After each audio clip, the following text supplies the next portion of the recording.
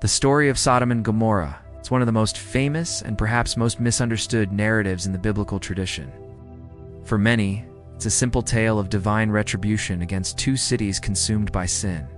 But when we look closer, beyond the surface-level reading, a far more complex picture emerges, one that challenges our assumptions and invites deeper reflection on justice, mercy, and the very nature of humanity.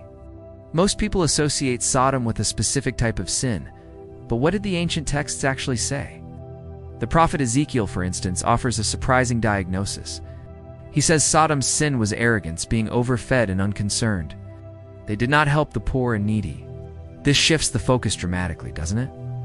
It suggests the city's downfall wasn't just about one specific act, but a systemic failure of compassion, a societal decay rooted in selfishness, and the neglect of the vulnerable. This interpretation paints a picture of a community that had completely lost its moral compass, where hospitality's sacred duty in the ancient Near East had been replaced by profound hostility. Let's delve into the narrative itself. Before any destruction, we see a fascinating negotiation between Abraham and God. Abraham pleads for the city, bargaining to save it, if even a small number of righteous people can be found. This dialogue is crucial. It's not the story of an unyielding, angry deity. Instead, it portrays a moment of profound theological tension, showcasing a God who is open to reason, who listens to human intercession. Abraham's boldness highlights a central theme. It's the immense value of righteousness and the power of one person's plea for mercy.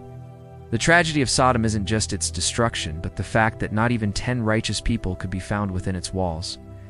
The story then shifts to Lot, Abraham's nephew who lives in Sodom. Two visitors, often interpreted as angels, arrive at the city gates. Lot insists on offering them hospitality, protecting them in his home. But the men of the city, from every part of the city, both young and old, surround the house with violent intentions. This scene is terrifying. It depicts a complete breakdown of social order and basic human decency. Lot's desperate and frankly horrifying offer to sacrifice his own daughters to the mob underscores the absolute depravity that has gripped the city. It's a society that has turned against the very concept of protecting the stranger, the guest, the vulnerable. The sin of Sodom here is revealed as a violent, radical inhospitality that threatens to consume anyone who dares to show kindness. So, what are we to make of the fire and brimstone? For centuries, theologians and thinkers have wrestled with this image of divine judgment. Is it a literal, historical event?